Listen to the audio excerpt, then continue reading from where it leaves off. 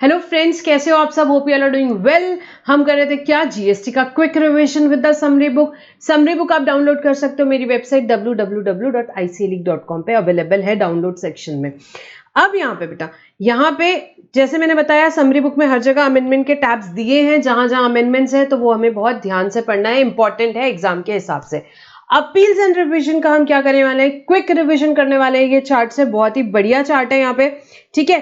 क्या हुआ देखो, एडजुडिकेटिंग अथॉरिटी ने ऑर्डर पास किया 73 में, 74 में, 76 में, कोई भी सेक्शन में क्या किया भाई, एडजुडिकेटिंग अथॉरिटी ने ऑर्डर पास किया।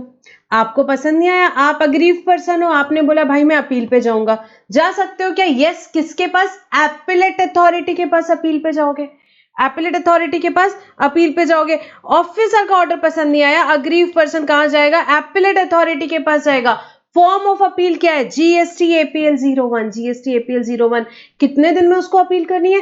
3 months. 3 months from the date of communication of order. और 1 मंथ का क्या मिलेगा उसको? कंडोनेशन ऑफ डिले भी मिल सकता है, ठीक है। तो ये तो क्या हुआ, अग्रीव पर्सन जा सकता है एपेलेट अथॉरिटी के पास। अब यहाँ पे डिपार्टमेंट को ही पसंद नहीं आया अपने ऑफिसर का ऑर्डर, तो वो भी क्या कर सकते हैं? बिल्कुल कर सकते हैं, वो भी अपील, रिव्यू एप्लीकेशन भी बोलते हैं उसको, अपील भी बोलते हैं, एपेलेट अथॉरिटी के पास ही जाएंगे। कौन? कमिश्नर को अगर खुद लगता है, ऑन हिज ओन मोशन लगता है, या क्या on request receive from SGST UT GST commissioner. क्यों? To satisfy himself about legality और प्रोप्राइटरी ऑफ ऑर्डर। कमिश्नर भी यहाँ पे क्या कर सकता है भाई, यहाँ रिव्यू एप्लीकेशन या अपील जिसे बोलते हैं, कितने दिन में? 6 months from the date of communication of order. यहाँ पे 1 मंथ का, 1 मंथ का क्या मिल सकता है? कंडोनेशन ऑफ डिले मिल सकता है। तो अपील कर सकते हैं यहाँ पे किसको? डिपार्टमेंट भी अपील कर सकता है एपेलेट अथॉरिटी को ऑफिसर के ऑर्डर के अगेंस्ट यहाँ पे। और फॉर्म ऑफ अपील क्या रहेगा डिपार्टमेंट के केस में? यहाँ पे एपीएल 03। एपीएल 03, ठीक है। अब अगर आपका यहाँ पे जो ऑफिसर ने ऑर्डर पास किया था, जो ऑफिसर ने आपके ऑर्डर पास किया था, वो अगर एडिशनल कमिश्नर या ज्वाइंट कमिश्नर है, तो आपकी एपेलेट अथॉरिटी कमिश्नर अपील्स रहेगी। आपकी एपेलेट अथॉरिटी कमिश्नर अपील्स रहेगी।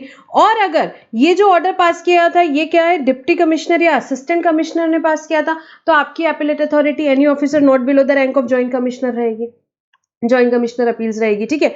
अब यहाँ पे जब आप अपील कर रहे हो, ठीक है, अगर आप अग्रीव पर्सन हो, आप यहाँ पे क्या कर रहे हो? अपील कर रहे हो। अग्रीव पर्सन हो और आप क्या कर रहे हो? एपेलेट अथॉरिटी को अपील कर रहे हो, तो आपको क्या करना पड़ता है? प्री डिपॉजिट करना पड़ता है। प्री डिपॉजिट करना पड़ता है, डिपार्टमेंट को नहीं करना पड़ता। डिपार्टमेंट अगर अपील कर रही है एपेलेट अथॉरिटी को, डिपार्टमेंट को कोई प्री डिपॉजिट की जरूरत नहीं है। अग्रीव पर्सन कर रहा है तो उसको प्री डिपॉजिट करना पड़ता है। प्री डिपॉजिट कितना है? प्री डिपॉजिट है भाई, जितना तो तुमने एक्सेप्ट कर लियो हो, अग्री कर लियो, वो तो पूरा पे कर दो। चाहे टैक्स हो, चाहे इंटरेस्ट हो, चाहे फाइन हो, पेनल्टी हो, जो भी आप अग्री कर रहे हो, 500 करोड़ हो ना, 1000 करोड़ हो ना, 2000 करोड़ हो ना, जो अग्री कर लिया भाई वो तो पूरा पे कर दो। वो तो पूरा पे करना है आपने, tax, interest, penalty, fine amount as agreed, plus 10% of tax in dispute. जो यहां पे डिस्प्यूटेड टैक्स का अमाउंट बचा, जो टैक्स इन डिस्प्यूट बचा, उसका 10% पे करोगे। 10% ऑफ टैक्स इन डिस्प्यूट पे करोगे यहां पे, ठीक है। और उसका अपर लिमिट कितना है? 25 करोड़। 25 करोड़ सीजीएसटी में, 25 करोड़ एसजीएसटी में, टोटल अपर लिमिट हो गया 50 करोड़। ये जो डिस्प्यूटेड अमाउंट है, जो 10% पे कर रहे हो, उसका है अपर लिमिट। जो अग्री कर रहे हो वो तो 5000 करोड़ हो ना, वो तो पूरा पे करना पड़ेगा। पर जो 10% ऑफ टैक्स एंड डिस्प्यूट पे करना है, उसका अपर लिमिट कितना है? 25 करोड़ सीजीएसटी का, 25 करोड़ एसजीएसटी का, टोटल कितना हो गया? 50 करोड़। आईजीएसटी का क्वेश्चन दिया है तो 50 करोड़, 50 करोड़, ठीक है। तो ये क्या हुआ? एपेलेट अथॉरिटी को अपील किया। कौन कर सकता है? अग्रीव पर्सन भी कर सकता है, यहाँ पे डिपार्टमेंट भी कर सकता है एपेलेट अथॉरिटी को अपील। इसके बराबर ही एक अथॉरिटी है रिविजनल अथॉरिटी, ठीक है। अभी क्या हुआ, अगर किसी सबऑर्डिनेट ने, ऑफिसर ने ऑर्डर पास किया, रिविजनल अथॉरिटी से सबऑर्डिनेट किसी भी ऑफिसर ने क्या किया? ऑर्डर पास किया। रिविजनल अथॉरिटी को लगा कि नहीं, ये बरोबर नहीं है, एरोनियस है, इलीगल है, या इम्प्रॉपर है, तो वो क्या कर सकती है? रिविजन कर सकती है। भाई अपने ही ऑफिसर ने ऑर्डर पास किया, उसके ऑर्डर को क्या कर सकती है? रिवाइज कर सकती है, रिविजन कर सकती है। सो क्या हुआ, जो भी ऑर्डर किसने पास किया है, any officer below the rank of revisional authority, revisional authority को लग रहा है कि it is affecting the government revenue. क्यों? क्योंकि मेरे ऑफिसर ने erroneous, illegal, improper, not considering material fact order pass कर दिया, not considering material facts order pass कर दिया। तो रिविजनल अथॉरिटी क्या कर सकती है? रिविजनल अथॉरिटी रिविजन कर सकती है, ऑन इट्स ओन मोशन भी कर सकती है, या कहीं से इंफॉर्मेशन भी उनको मिल सकती है, या एसजीएसटी यूटी जीएसटी कमिश्नर भी बोल सकता है। वो रिविजनल अथॉरिटी रिविजन करेगी, मतलब एनहांस कर सकती है, एनल कर सकती है, मॉडिफाई कर सकती है क्या, डिसीजन या ऑर्डर। डिसीजन या ऑर्डर को क्या कर सकती है, एनहांस कर सकती है, मॉडिफाई कर सकती है, एनल कर सकती है, ठीक है। एपेलेट अथॉरिटी, रिविजनल अथॉरिटी एक ही लेवल पे आ गई, एक ही लेवल पे, ठीक है। तो यहां पे देखो क्या क्या देखा हमने, प्रॉपर ऑफिसर ने जब ऑर्डर पास किया था, अग्रीव पर्सन भी जा सकता है किस पे, अपील पे, किसके पास, एपेलेट अथॉरिटी के पास, डिपार्टमेंट भी जा सकता है अपील पे, किसके पास, एपेलेट अथॉरिटी के पास। उन्हीं के बराबर क्या है, एक रिविजनल अथॉरिटी है। अगर उनको ऐसा लगता है कि क्या अगर ये ऑफिसर ने, मेरे से बिलो ऑफिसर ने ऑर्डर बरोबर पास नहीं किया है, तो उस केस में वो भी क्या कर सकती, रिविजन कर सकती, रिविजन कर सकती। ये दोनों अथॉरिटी ऑलमोस्ट एक लेवल पे आ गए, एक लेवल पे ही है, ठीक है। अब इनमें से किसी ने भी ऑर्डर पास किया, एज द केस में भी इनमें से किसी ने भी ऑर्डर पास किया, पसंद नहीं आया, ठीक है, तो आप क्या कर सकते हो, अपील पे जा सकते हो, उनके ऑर्डर के अगेंस्ट अपील पे जा सकते हो। तो एपेलेट अथॉरिटी या रिविजनल अथॉरिटी जिसने भी ऑर्डर पास किया उसके ऑर्डर के अगेंस्ट अगर अपील पे जाना है तो नेक्स्ट अथॉरिटी कौन है, एपेलेट ट्रिब्यूनल। किसके पास जाओगे आप, एपेलेट ट्रिब्यूनल के पास। So appeal against appellate authority, revisional authority, appellate authority या रिविजनल अथॉरिटी के ऑर्डर के अगेंस्ट कहां जाएंगे, एपेलेट ट्रिब्यूनल में जाएंगे, एपेलेट ट्रिब्यूनल में जाएंगे। फॉर्म ऑफ अपील क्या है, APL 05, और टाइम लिमिट क्या है, 3 मंथ्स है, और कंडोनेशन ऑफ डिले भी क्या दिया हुआ है, 3 मंथ्स का दिया हुआ है, 3 मंथ्स का दिया हुआ है। अब एपेलेट ट्रिब्यूनल के पास जब आप अपील पे जाते हो, एपेलेट ट्रिब्यूनल के पास जब अपील पे जाते हो, तो भी फिर से प्री डिपॉजिट करना पड़ता है। कितना प्री डिपॉजिट करना है भाई, जो एडमिट कर रहे हो। अब अगर आपने कुछ एडमिट कर लिया है, अब अगर आपने कुछ एडमिट कर लिया तो वो तो आप पे कर दो, जो भी टैक्स, इंटरेस्ट, फाइन, पेनल्टी जो एडमिट कर रहे हो वो तो पे कर ही दो, पूरा पूरा अग्रीड अमाउंट पे कर दो, plus 20% of tax in dispute. जो टैक्स इन डिस्प्यूट बचा है उसका 20% पे कर देना है, उसका 20% पे कर देना। और उसका अपर लिमिट कितना है, 50 करोड़ CGST का, 50 करोड़ SGST का, टोटल है 100 करोड़। 100 करोड़ जो डिस्प्यूट अमाउंट आप पे कर रहे हो, इसका अपर लिमिट क्या, 100 करोड़ है, 100 करोड़ है, ठीक है। एंड ये जो 20% आप जो पे कर रहे हो, इट इज क्या बात हो रही है, it is in addition to जो आपने अमाउंट ए के पास में पे किया था। यहाँ पे ए के टाइम जब आप यहाँ पे प्री डिपॉजिट कर रहे हो, उस टाइम जो पे किया था उसके अलावा ये अमाउंट उसके एडिशन पे, ठीक है। तो प्री डिपॉजिट कितना है, जब एपेलेट ट्रिब्यूनल को आप अपील कर रहे हो, जो अमाउंट अग्री कर रहे हो वो पूरा, और 20% ऑफ टैक्स इन डिस्प्यूट, और उसका अपर लिमिट कितना है, टोटल 100 करोड़, टोटल 100 करोड़। अब क्या हुआ, एपेलेट ट्रिब्यूनल, अच्छा एपेलेट ट्रिब्यूनल को एक बात और बता दूं, एपेलेट ट्रिब्यूनल को जब आप अपील करते हो, ठीक है, किसी के भी ऑर्डर के अगेंस्ट आपने अपील किया, तो एपेलेट ट्रिब्यूनल के पास राइट है कि वो रिफ्यूज कर सकता है आपकी अपील। एपेलेट ट्रिब्यूनल कब, जब जिस चीज पे आप झगड़ा कर रहे हो, ITC involve, difference in ITC involve, fine, fees, penalty जो भी है, it does not exceed 50,000, it does not exceed 50,000, तो एपेलेट ट्रिब्यूनल क्या बोल सकता है, भाई मैं क्या कर सकता हूं, आपकी अपील, उनके पास राइट है कि वो रिजेक्ट कर सकते हैं, ठीक है। वो क्या राइट है उनके पास, right to refuse to admit an appeal, कि मैं एडमिट नहीं कर रहा हूं, एडमिट नहीं कर रहा हूं अपील, वो उनके पास राइट है, किसके पास, एपेलेट ट्रिब्यूनल के पास। अब एपेलेट ट्रिब्यूनल में 2 बेंचेस हैं, एक है प्रिंसिपल बेंच, एक है स्टेट बेंच। प्रिंसिपल बेंच, अगर तो ये जो एपेलेट अथॉरिटी या रिविजनल अथॉरिटी जो थी, एपेलेट अथॉरिटी या रिविजनल अथॉरिटी, इन्होंने क्या किया था, जो ऑर्डर पास किया था, जो ऑर्डर पास किया था उसमें क्या बात हो रही है, उसमें एक डिस्प्यूट का पॉइंट आपका प्लेस ऑफ सप्लाई का है, एक डिस्प्यूट का टाइम पॉइंट आपका क्या है, प्लेस ऑफ सप्लाई का है। तो एपेलेट ट्रिब्यूनल की प्रिंसिपल बेंच आपका केस हियर करेगी, प्रिंसिपल बेंच केस हियर करेगी, और बाकी सारे केसेस में कौन करेगा, स्टेट बेंच करेगी, स्टेट बेंच करेगी, ठीक है। सो क्या बात हो रही है, अगर यहां पे ऑर्डर एपेलेट अथॉरिटी का या रिविजनल अथॉरिटी का, जहां पे डिस्प्यूटेड पॉइंट क्या है, प्लेस ऑफ सप्लाई है, डिस्प्यूटेड पॉइंट क्या है, प्लेस ऑफ सप्लाई है, तो एपेलेट ट्रिब्यूनल की प्रिंसिपल बेंच आपका केस हियर करेगी, प्रिंसिपल बेंच आपका केस हियर करेगी, ठीक है। वेरी इंपॉर्टेंट, एग्जाम में कई बार ये पूछता है। तो वन ऑफ द पॉइंट आपका क्या है, प्लेस ऑफ सप्लाई का है, तो फिर प्रिंसिपल बेंच हियर करेगी। बाकी सारे केसेस यहाँ पे क्या होते हैं, अगर कोई और पॉइंट पे आपका केस चल रहा है, कोई वैल्यूएशन पे चल रहा है या किसी और पॉइंट पे चल रहा है, तो स्टेट बेंच हियर करेगी, स्टेट बेंच हियर करेगी। अब स्टेट बेंच के बाद में, अब स्टेट बेंच ने भी ऑर्डर पास कर दिया, आपको नहीं जमा, आपको नहीं जमा, आप क्या चाहते हो, आप अपील पे जाना चाहते हो, तो कहां पे जाओगे, उसके बाद हाई कोर्ट पे जाओगे, हाई कोर्ट में जाओगे आप, ठीक है। हाई कोर्ट में अपील आपकी तभी जाएगी यहां पे जब सब्सटैंशियल क्वेश्चन ऑफ लॉ रहेगा, तो ही हाई कोर्ट आपकी अपील यहां लेगा, सुनेगा, ठीक है। तो क्या होना चाहिए, appeal to high court of question of law is involve. If question of law, substantial question of law रहेगा, तो ही अपील आपकी यहां पे हाई कोर्ट में जाएगी। हाई कोर्ट फ्रेम करेगा क्वेश्चन और उसी क्वेश्चन पे आंसर करेगा, अब हाई कोर्ट ने यहाँ पे जो भी जजमेंट दिया आप उस पर भी अपील पे जाना चाहते हो अगर, तो आप कहाँ जाओगे, उसके बाद आप डायरेक्टली ऑब्वियसली सुप्रीम कोर्ट में जाओगे, सुप्रीम कोर्ट पे जाओगे और जो भी सुप्रीम कोर्ट का यहाँ पे क्या रहेगा, बिल्कुल वो आपका यहाँ पे ऑर्डर रहेगा वो बिल्कुल फाइनल रहेगा, वो बिल्कुल फाइनल एंड बाइंडिंग रहेगा। ठीक है, सो अब यहाँ पे आप हाई कोर्ट पे अपील पे, स्टेट बेंच के बाद आप कहाँ गए, हाई कोर्ट पे आप अपील कर सकते हो। हाई कोर्ट पे अपील आपको कितने दिन में करना है, 180 डेज में कर सकते हो, 180 डेज में कर सकते हो। और फॉर्म ऑफ अपील क्या है, APL 08, APL 08। और हाई कोर्ट के बाद में, हाई कोर्ट के बाद में अगर आप अपील करना चाहते हो तो आप कहाँ पे अपील कर सकते हो, फिर उसके बाद में सुप्रीम कोर्ट में अपील कर सकते हो, सुप्रीम कोर्ट में अपील कर सकते हो। सुप्रीम कोर्ट में ऐसी अपील नहीं कर सकते, हाई कोर्ट पहले सर्टिफाई करेगा कि भाई ये केस सुप्रीम कोर्ट में जाने लायक है, वो फिट यहाँ पे है, सुप्रीम कोर्ट में जाने लायक है अगर केस, तो ही केस कहाँ जाएगा, सुप्रीम कोर्ट में जाएगा। ठीक है, और यहाँ पे प्रिंसिपल बेंच जो है, यहाँ पे हमारा जो अगर प्लेस ऑफ सप्लाई का इशू था तो आपका कहाँ पे गया था, प्रिंसिपल बेंच पे गया था केस। हियर किसने किया था, प्रिंसिपल बेंच ने। प्रिंसिपल बेंच के ऑर्डर के अगेंस्ट अपील पे जाना है तो डायरेक्टली सुप्रीम कोर्ट में जाता है, हाई कोर्ट में नहीं जाता। एग्जाम में रिपीटेड क्वेश्चन है ये। ठीक है, सो प्रिंसिपल बेंच के ऑर्डर के अगेंस्ट हमें जाना है कहीं अपील पे तो कहां जाएगा, सुप्रीम कोर्ट पे जाएगा, सुप्रीम कोर्ट में जाएगा, हाई कोर्ट में नहीं जाएगा, हाई कोर्ट में नहीं जाएगा, ये बिल्कुल याद रखना है। पहले बेटा नेशनल बेंच एरिया यहाँ पे बात होती थी तो क्या बात थी, प्रिंसिपल बेंच नहीं थी, पहले क्या था, नेशनल बेंच, रीजनल बेंच हुआ करता था, स्टेट बेंच या एरिया बेंच हुआ करता था। नहीं, अब ऐसा नहीं है। अभी आपको एग्जाम में अगर क्वेश्चन आए तो आपको क्या लिखना है, एपेलेट ट्रिब्यूनल की अब दो ही बेंचेस हैं, क्या, प्रिंसिपल बेंच और स्टेट बेंच। तो प्लेस ऑफ सप्लाई वाला इशू अगर है, अगर one of the disputed point place of supply है तो प्रिंसिपल बेंच में जाएगा और प्रिंसिपल बेंच के बाद कहां जाएगा, सुप्रीम कोर्ट में जाएगा। अब रीजनल वगैरह नहीं है, अब यही याद रखना है बस, प्रिंसिपल बेंच, प्रिंसिपल बेंच से सुप्रीम कोर्ट में जाएगा। And all other cases state bench में जाएगा, स्टेट बेंच से हाई कोर्ट और हाई कोर्ट से सुप्रीम कोर्ट। ठीक है, तो यही वर्ड्स यूज करने हैं, अब यही अमेंडमेंट है यहाँ पे। ठीक है, अब क्या हो गई है, प्रिंसिपल बेंच और स्टेट बेंच हो गई है, याद रखना है।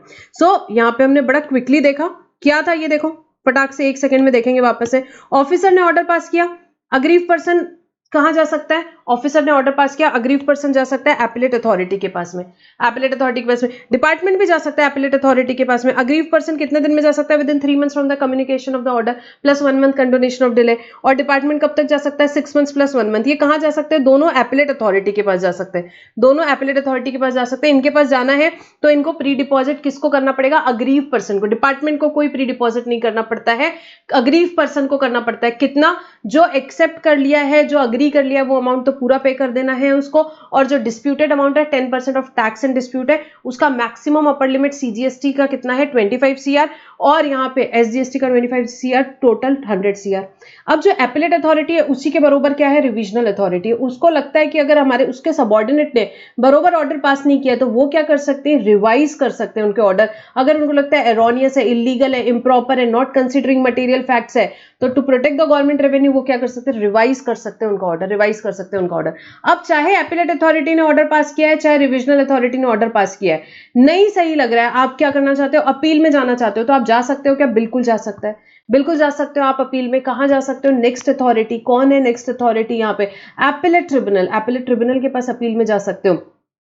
एपेलेट ट्रिब्यूनल के दोनों भी जा सकता है, RCC भी जा सकता है, डिपार्टमेंट भी जा सकता है। तो एपेलेट ट्रिब्यूनल के पास अपील में जाओगे तो जा सकते हो बिल्कुल। फॉर्म ऑफ अपील क्या है, APL 05, और टाइम क्या है, 3 months प्लस 3 months, 3 months का टाइम दिया हुआ है plus 3 months condonation of delay.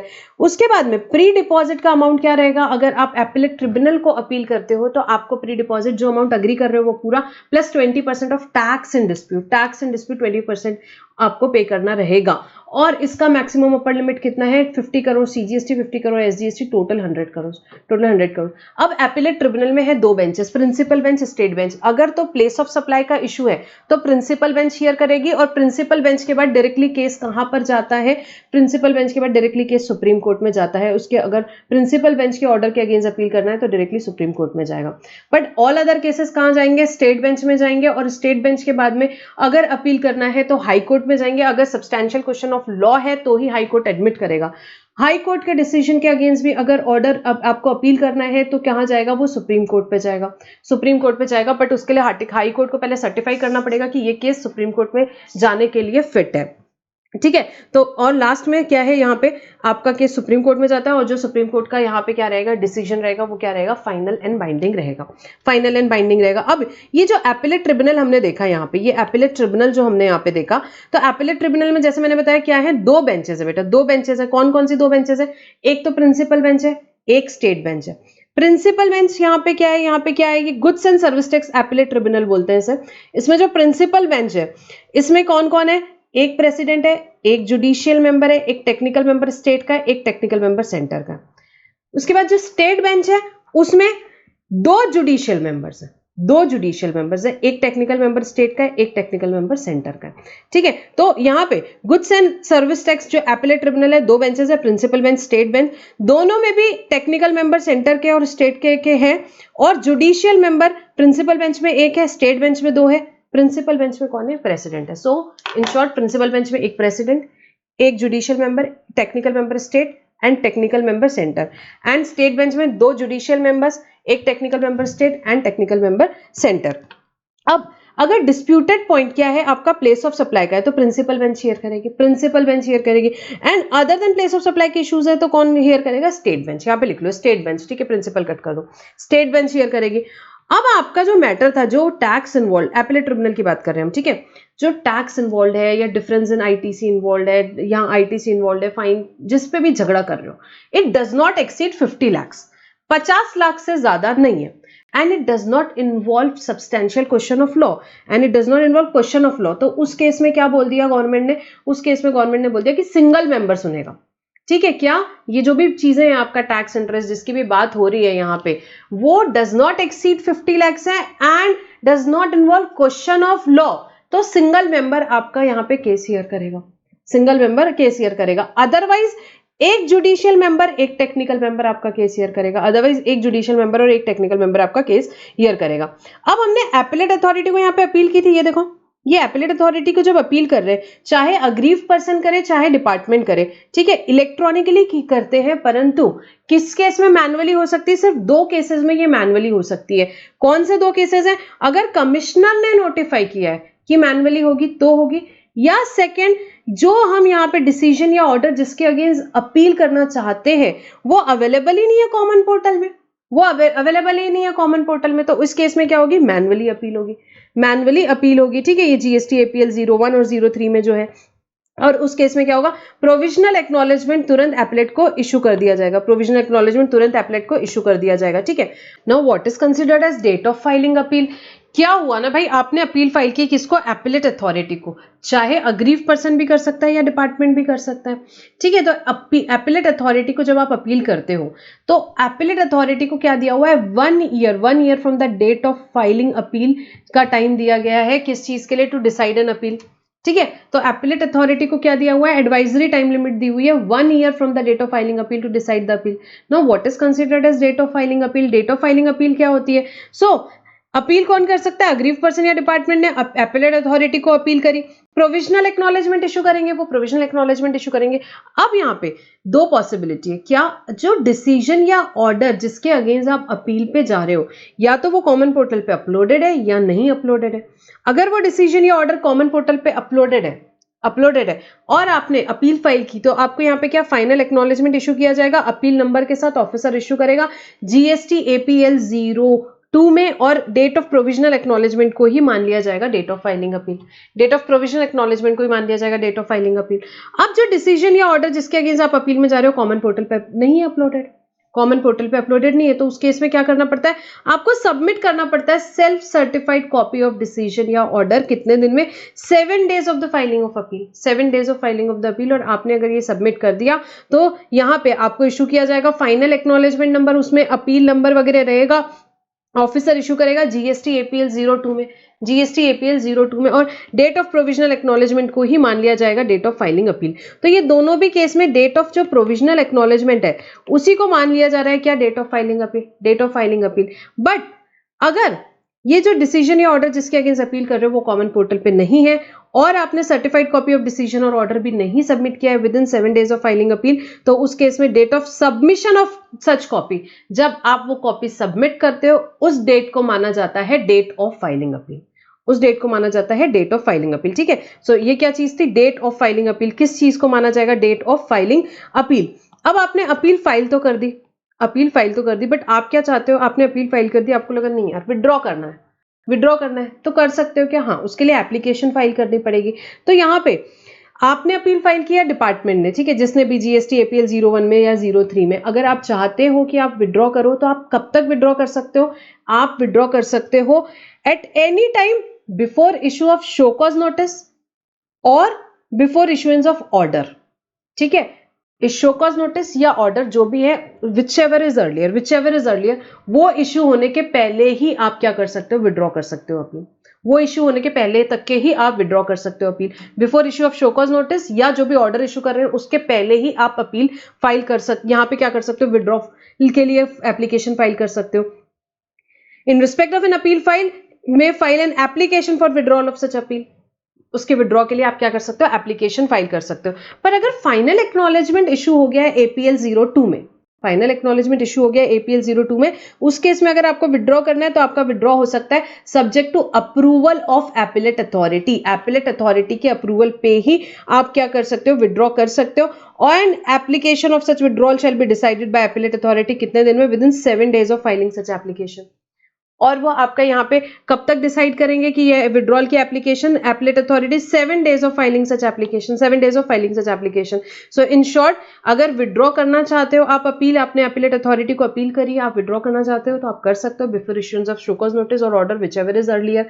यहाँ पे सबसे पहली बात, उसके लिए आपको एप्लीकेशन फाइल करनी पड़ेगी विड्रॉल के लिए।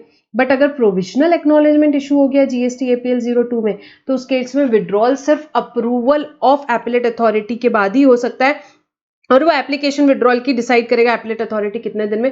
7 days of filing such application, 7 days of filing such application. And next and last in this chapter क्या? Non appealable decision and order.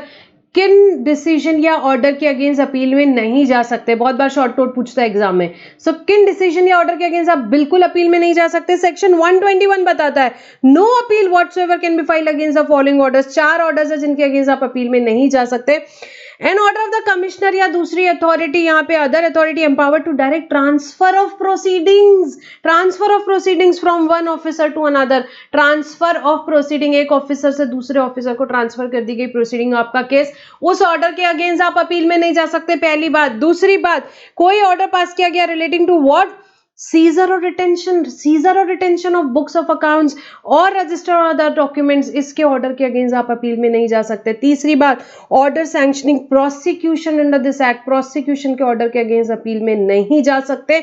Order pass in section 80 that is payment of tax in instalment, payment of tax in instalment के order के against appeal में नहीं जा सकते। ये चारों order के अगेंस्ट अपील में नहीं जा सकते। Transfer of proceeding from one officer to another officer के ऑर्डर के अगेंस्ट अपील में नहीं जा सकते। उसके बाद में सीजर और retention of books of accounts other documents के ऑर्डर के अगेंस्ट अपील में नहीं जा सकते। प्रोसिक्यूशन के ऑर्डर के अगेंस्ट अपील में नहीं जा सकते। Payment of tax in instalment के ऑर्डर के अगेंस्ट अपील में नहीं जा सकते। ये चारों डिसीजन या ऑर्डर के अगेंस्ट अपील में नहीं जा सकते। इसे क्या बोलते हैं? नॉन अपीलेबल डिसीजन और ऑर्डर्स, नॉन अपीलेबल डिसीजन और ऑर्डर। अब जो हमने चार्ट में देखा था, आपको याद है क्या? Pre deposit. अगर आप एपलेट अथॉरिटी को अपील कर रहे हो तो भी कुछ प्री डिपॉजिट था। एपलेट अथॉरिटी को अपील कर रहे थे तो भी प्री डिपॉजिट था, एपलेट ट्रिब्यूनल को अपील कर रहे थे तो भी प्री डिपॉजिट था। तो प्री डिपॉजिट पे एग्जाम में बहुत बार क्वेश्चन आते। हम यहाँ पे क्विकली क्या देखेंगे?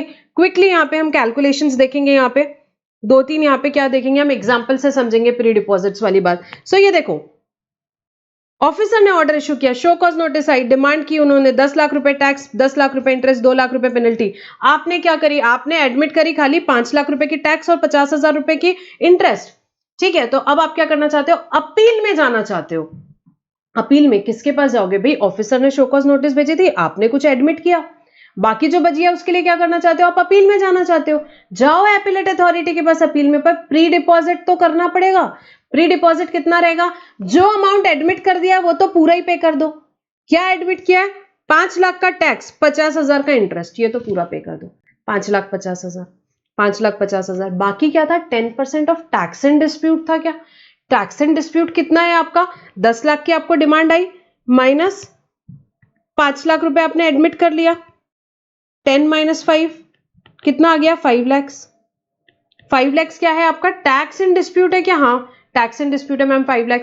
सो उसका 10% कितना हो गया? 50,000 रुपीज और आपको पे करना है। मतलब 5,50,000 जो आपने एडमिट किए, टैक्स प्लस इंटरेस्ट जो आपने एडमिट किए वो, प्लस उसके अलावा 10% ऑफ टैक्स एंड डिस्प्यूट आप पे कर दोगे। 10% ऑफ टैक्स एंड डिस्प्यूट पे कर दोगे, मतलब टोटल 6 लाख रुपए का प्री डिपॉजिट कर दोगे। टोटल 6 लाख रुपए का क्या कर दोगे, प्री डिपॉजिट कर दोगे, pre deposit for an appeal to appellate authority. Appellate authority को जब हम अपील करते हैं, ठीक है, तो ये एग्जाम में बहुत अच्छे से ध्यान रखना है। 10% जो निकालना है वो क्या है, टैक्स एंड डिस्प्यूट निकालना है, ठीक है, इंटरेस्ट पेनल्टी का नहीं। जो टैक्स है, टैक्स का अमाउंट हमारा जो है 5 लाख रुपए टैक्स एंड डिस्प्यूट, इसका 10%, इसका 10%, ठीक है, और जो एडमिट किया वो तो पूरा पे ही कर दिया, तो टोटल 6 लाख का प्री डिपॉजिट होगा। देखो एक केस स्टडी और देखेंगे।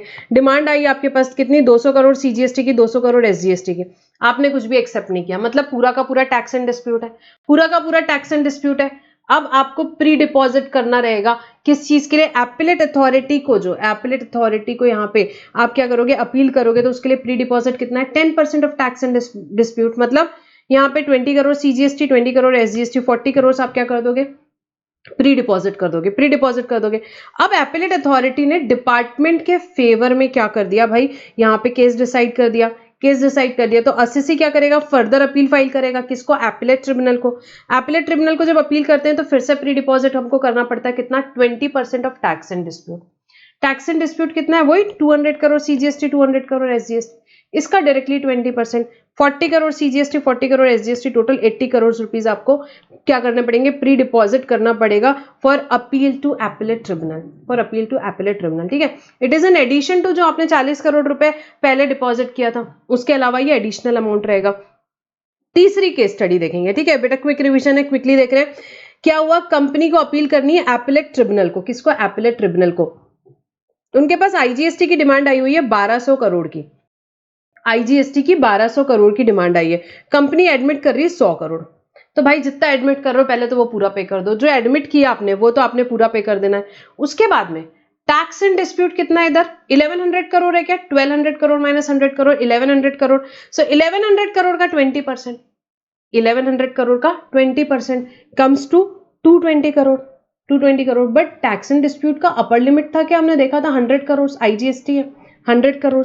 सो यहाँ पे कितना पे करेंगे, 100 करोड़ जो उन्होंने एडमिट किया, प्लस जो अपर लिमिट है 100 करोड़, टोटल 200 करोड़ वो क्या करेंगे, यहाँ पे डिपॉजिट करेंगे, कंपनी क्या करेगी, डिपॉजिट करेगी, ठीक है। सो ये हमने क्या देखा भाई, हमने यहाँ पे बहुत ही क्विकली देखा प्री डिपॉजिट से रिलेटेड क्वेश्चन। बेटा एग्जाम में 3 क्वेश्चन इसमें रेगुलरली इस चैप्टर में जो आते हैं, एक प्री डिपॉजिट पे आता है, सेकेंड यहाँ पे जो आपका प्रिंसिपल बेंच का ऑर्डर है, ये किसके या इसके अगेंस्ट अगर अपील फाइल करनी है तो कहाँ जाएगा, डायरेक्टली सुप्रीम कोर्ट में जाएगा, ऐसी केस स्टडी आती है। Non appealable order and decision पे भी क्वेश्चन आते हैं, ठीक है, तो ये हमें बिल्कुल गलती नहीं करनी है। And here we complete quickly क्या अपील्स एंड रिवीजन का क्वेश्चन बैंक हम यहाँ पे कंप्लीट करते हैं। एंड बेटा चैनल सब्सक्राइब नहीं किया तो क्या कर लो, सब्सक्राइब कर लो। And will stop our discussion over here. Thank you for now.